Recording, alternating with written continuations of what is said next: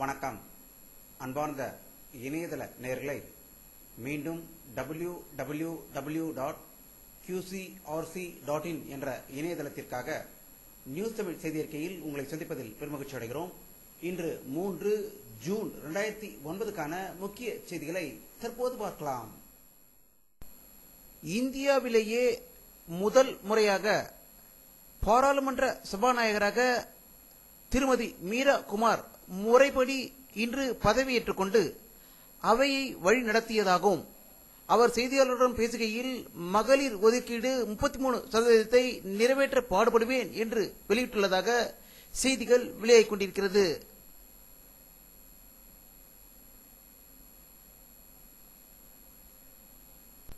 தமிழக முதல்வர் திரு கருணாநிதி அவர்கள் தன்னுடைய 86வது பிறந்த நாளை மிக சிறப்பாக குடும்பத்தினர் மற்றும் கட்சியினருடன் கொண்டாடி வந்து கொண்டிருப்பதாகவும் அவர் செய்தியாளர்களிடம் பேசுகையில் மாநிலத்தில் சுய ஆட்சி முறைக்கு தொடர்ந்து பாடுபடுவேன் என்று சூளுரைத்ததாக செய்திகள் வெளியாகிக் கொண்டிருக்கிறது.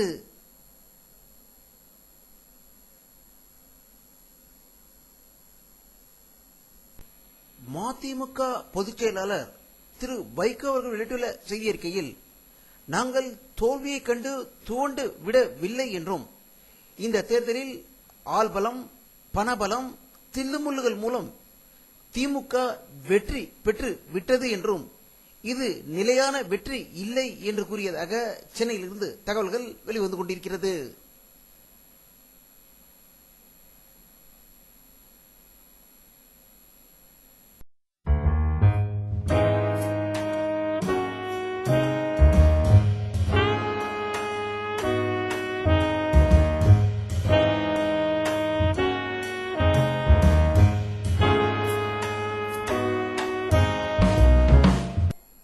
அமெரிக்காவிலிருந்து கோயம்புத்தூருக்கு திரும்பிய 2 பயணிகளுக்கு பன்றிக்காய்ச்சல் நோய் இருப்பது கண்டறியப்பட்டது. மேலும் அவர்களை சோதித்த டாக்டர் மற்றும் இருவருக்கு பன்றிக்காய்ச்சல் இருப்பதாகவும் அந்த விமானத்தில் பயணம் செய்த அனைவரையும் சோதிக்க வேண்டும் என்று தகவல்கள் வெளிவந்து கொண்டிருக்கிறது.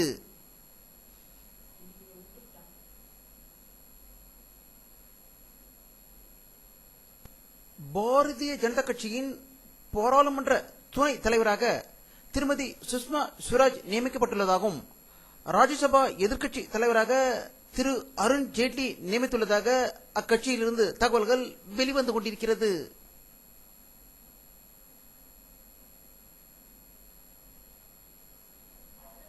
சமாஜ்வாடி கட்சி தலைவர் திரு முலாயம் சிங் யாதவ் வெளியிட்டுள்ள ஒரு செய்தி அறிக்கையில் உத்தரப்பிரதேச மாநில தலைவராக தன்னுடைய மகன் அகிலேஷ் யாதவ் பொறுப்பு ஏற்றுக்கொள்வார் என்று செய்தி வெளியிட்டுள்ளதாக லக்னோவில் இருந்து தகவல்கள் வெளிவந்து கொண்டிருக்கிறது.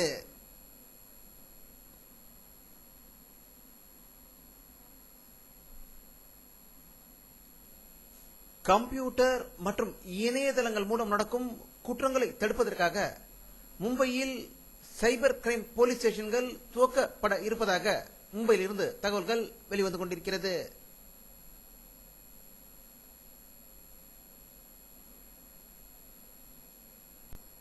அமெரிக்க அதிபர் திரு பாரக் ஒபாமா அவர்கள் சவுதி அரேபியாவுக்கு சுற்றுப்பயணம் மேற்கொண்டிருக்கிறார். அவரை அந்நாட்டு மன்னர் சிவப்பு கம்பளம் விரித்து வரவேற்றதாக சவுதி அரேபியாவிலிருந்து தகவல்கள் வெளிவந்து கொண்டிருக்கிறது.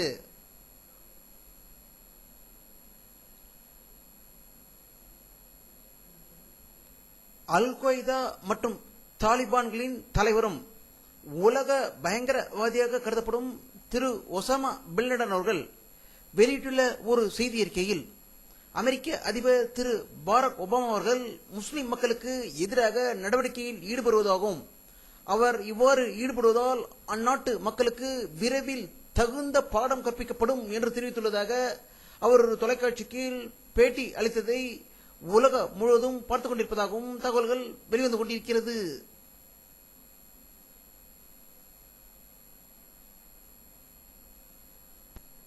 சீன நாடு ஜனநாயக பாதைக்கு வர வேண்டும் என்று வலியுறுத்தி 20 ஆண்டுகளுக்கு முன்பு மாணவர்கள் நடத்திய ஒரு மாபெரும் போராட்டத்தை சீன அரசாங்கம் ராணுவத்தை வைத்து 60க்கும் மேற்பட்டோரை சுற்று கொண்ட தினமான 20வது ஆண்டு தினம் இன்று சைனாவில் கடைபிடிக்கப்பட்டுள்ளதாகவும் பயங்கர பாதுகாப்புக்கு இடையில் இந்த 20வது ஆண்டு தினத்தை மக்கள் கண்ணீர் அஞ்சலி செலுத்தியதாக சைனாவில் இருந்து தகவல்கள் வெளிவந்து கொண்டிருக்கிறது.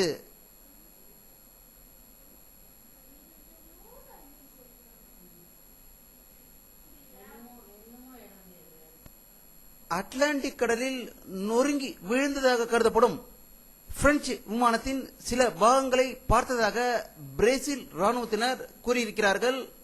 அதனுடைய கருப்பு பெட்டியை தேடும் பணி தீவிரமாக நடந்து கொண்டு இருப்பதாகவும் பயணிகளின் உடல்கள் எதுவும் இதுவரை கண்டறியப்படவில்லை என்றும் பிரான்ஸ் நாட்டிலிருந்து செய்திகள் வெளியாகிக் கொண்டிருக்கிறது.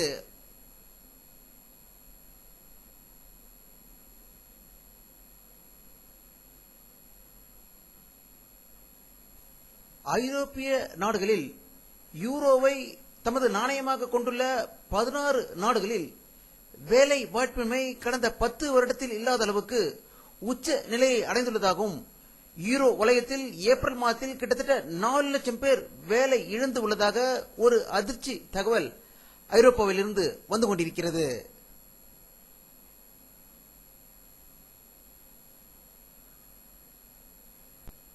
வானிலை அறிக்கை 3 ஜூன் 2009 பிற்பகல் 3 மணி எடுக்கப்பட்ட சேட்டலைட் புகைப்படத்தை தற்போது பார்த்துக் கொண்டிருக்கிறீர்கள். தமிழகத்தில் மேகமூட்டம் எதுவும் தெரியவில்லை.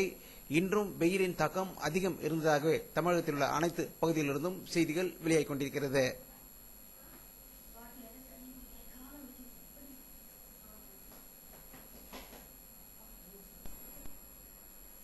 இத்துடன் இந்த செய்தி அறிக்கை நிறைவடைகிறது. மீண்டும் நியூஸ் தமிழ் செய்தி அறிக்கையில் உங்களை சந்திக்கும் வரை உங்களிடமிருந்து விடைபெறுவது உங்கள் கே பாலாஜி. நன்றி.